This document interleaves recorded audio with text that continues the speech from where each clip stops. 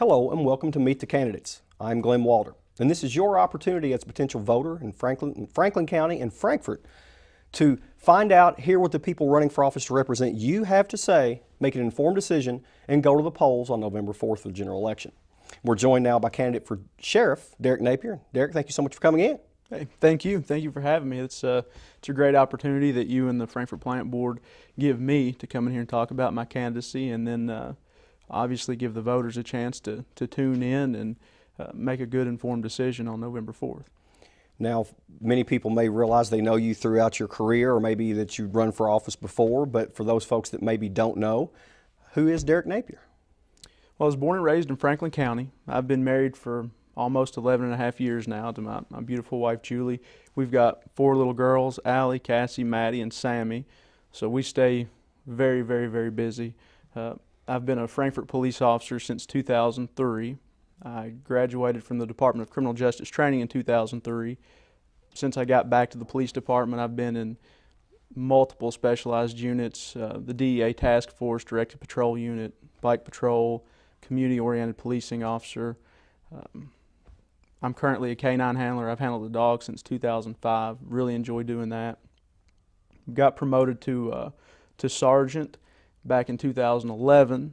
Was second shift sergeant for a couple years, and I actually received the Police Officer of the Year award from the local VFW. That's kind of been a highlight in my career, and I'm currently a lieutenant on day shift, serving as the assistant shift commander.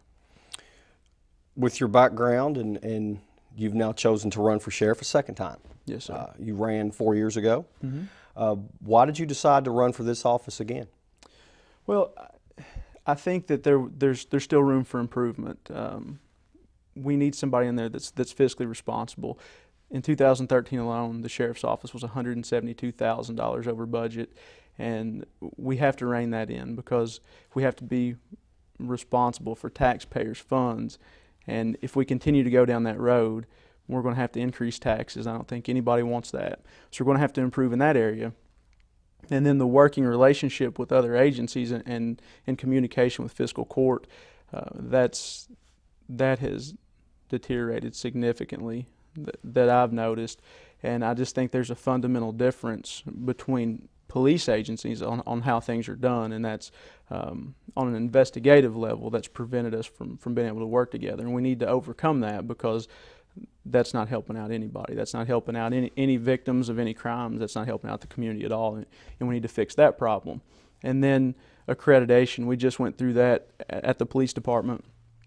Accreditation is a major thing, and it's great because you have policies that are put in place that are nationally accepted policies, and by doing that you reduce your liability, and because of that it reduces your liability insurance, and you can save thousands of dollars a year in that area alone, which that's savings that we can pass down to the taxpayer as well. So I think there's room for improvement where I wouldn't have ran again.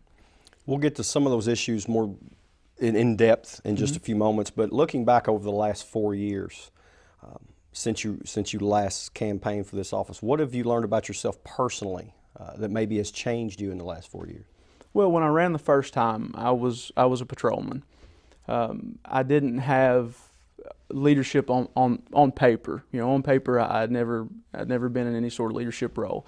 And I know with the police department, with handling a dog and things like that, I always said I don't need to try to promote. I'm happy with where I'm at. And then I run for sheriff, and I realize, wait a minute, I'm trying to be a department head, but in my current career at the police department, I'm saying that I don't really want to be a supervisor because I enjoy handling a dog. So had to do some self-reflection there, and I realized that I would be selling myself short if I never took the opportunity to try to promote. And tell you, it's been the best thing for me. I've hit every kind of leadership training that I possibly can, and I found it something that I really enjoy doing.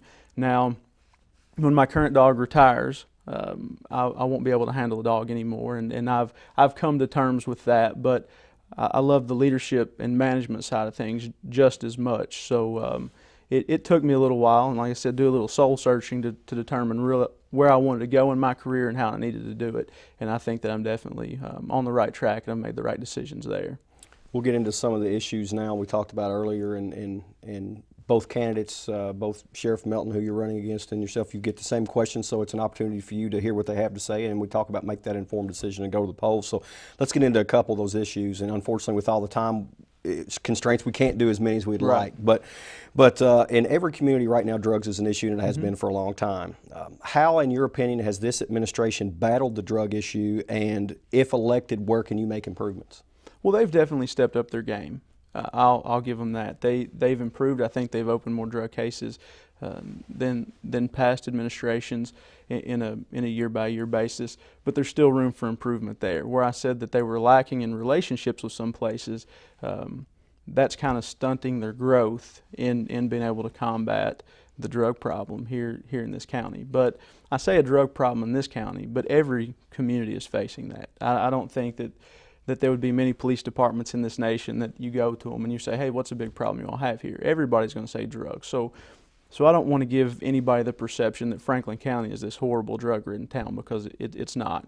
We've got the same problems that everybody else does. But I think the way you do it is the sheriff's office has a limited number of resources, and the city has a limited number of resources. KSP, they're limited as well. If you can combine resources and go at it from a task force approach, because all these cases that happen in the city go out into the county. These cases in the county come into the city, and some of them within Franklin County and the city of Frankfort, they go out of county. So if we've got coverage and we're communicating well with all agencies, we can make sure that we stop this stuff. And then of course the DEA task force that I was a part of for a short time, still have a friend that's a part of it. If we can go that route, then we're looking at it on a federal level. When I was up there, I was actually working cases that went through Fayette and Bourbon County. And honestly, if we can allocate some manpower to that task force, which any overtime that's accrued during that, the federal government pays for. The sheriff's office only has to pay for the salary.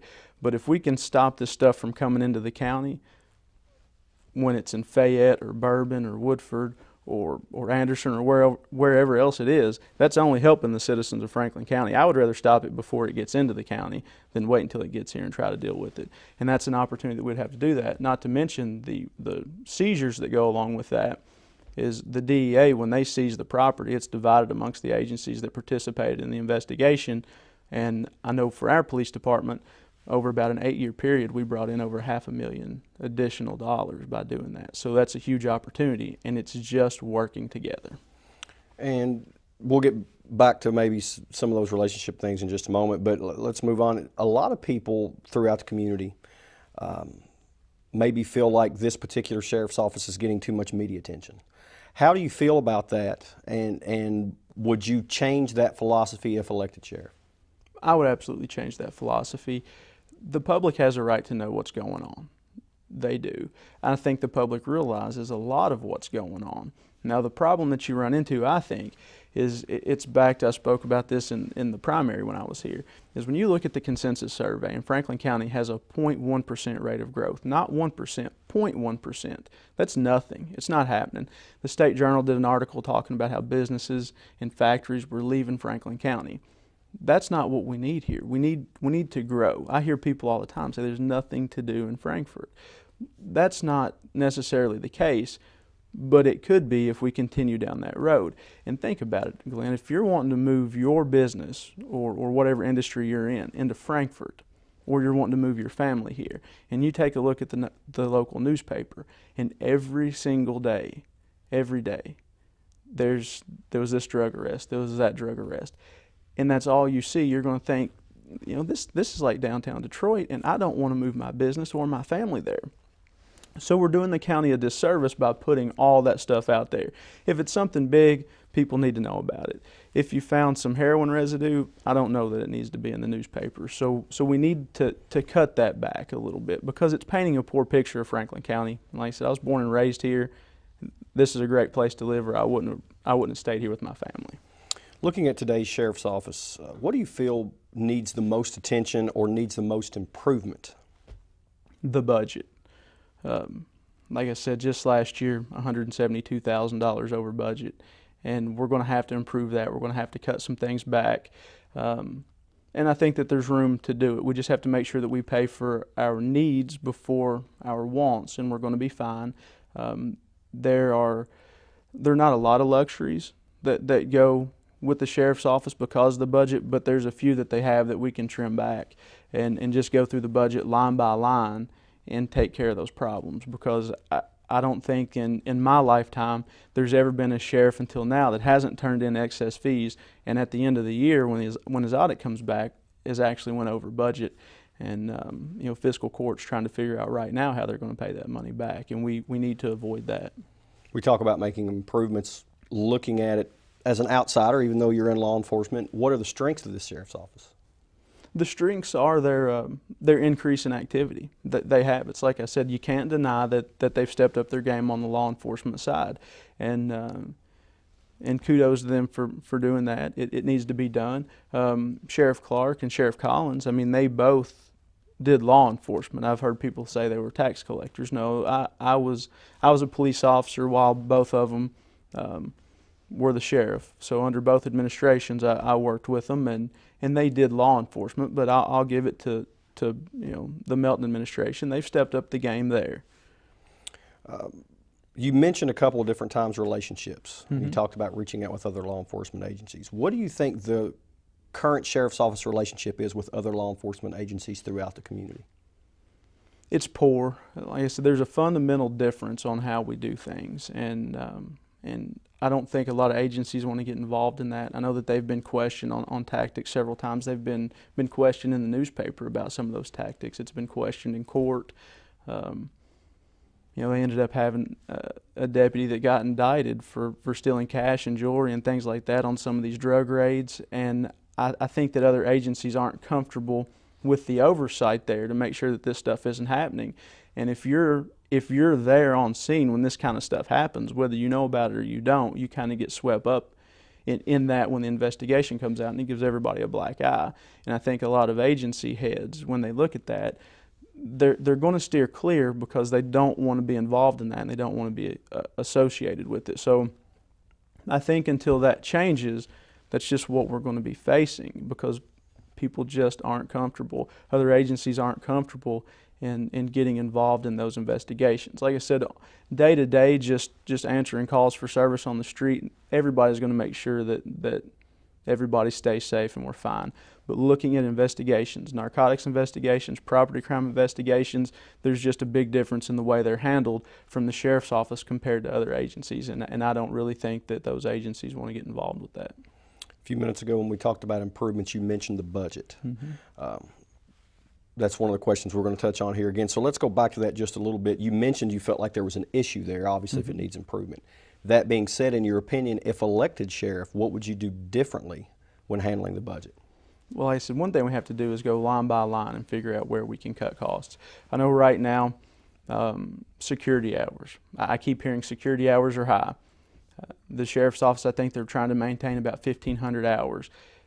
Judge Shepard has said publicly he thinks it can be done for 1,100 hours. If we can cut 400 hours, we need to look into that and stop the bleeding where we can. Vehicle maintenance, the sheriff brought that up during the fiscal court meeting and said that vehicle maintenance was high. Well, from what I understand, they're not using the state facility that a lot of agencies use because it's so much cheaper. Everybody knows when you get your car worked on that they charge you a pretty good chunk per hour to work on that vehicle. Well, I think the state's as low as $25 now, which is unheard of. So we need to explore doing that. And I understand trying to help out local businesses by letting them maintain your fleet. But the way that I look at that is I would love to help your business out, but if by helping your business out and I'm helping you, I'm hurting every other taxpayer in the county, that's improper. So if we go through the state and get that done and can save some money there, that's the way that we can do it as well. And another thing is the use of the fleet, and this kind of rolls into maintenance and fuel costs, is right now they get to use their vehicle kind of as a personal vehicle if they need to, and they just have to put in 1 tank of gas a month. Well, that's not really going to cut it as far as the benefit versus the cost. I'm for a take-home fleet because it looks like there are police officers everywhere, and if you're out in your vehicle, you need to act on things that you see. But I think that unless it's job related, we probably shouldn't be driving our cruisers around, because it does cost a lot in gas. They're not very fuel efficient, and it wears them out quicker. If elected on November 4th and you do become Franklin County Sheriff, if someone came to you and said, what is your ultimate goal? One goal over the next 4 years as sheriff, what's it going to be? To become an accredited agency. Simple enough. All right, well, thank you very much. And now this is your opportunity to look into that camera and to tell the potential voters of Frankfort and Franklin County why they should elect Derek Napier as sheriff of Franklin County. Well, I've always been a hard worker, and I'm very motivated, and I will continue to work hard for the citizens of Franklin County if you give me the opportunity to be your sheriff. And I believe that it's time to vote for proven leadership, integrity, and fiscal responsibility. So I'm asking for your vote on November 4th. November 4th is the day of the general election, of course, here in Frankfort and Franklin County. And we urge you to watch all of these shows with the candidates that you've seen, whether it's city commission, jailer, sheriff, or even some of the other statewide races. Watch these candidates, listen to what they have to say, make an informed decision, and most importantly, go to the polls on November 4th and pull a lever for whomever it may be. But just go do your duty and vote. And of course, you can watch all live election coverage right here on November 4th, beginning at about 7 o'clock on FPB TV. For everyone at the Frankfort Plant Board, I'm Glenn Walter. Thank you so much for watching, and we'll see you out there on November 4.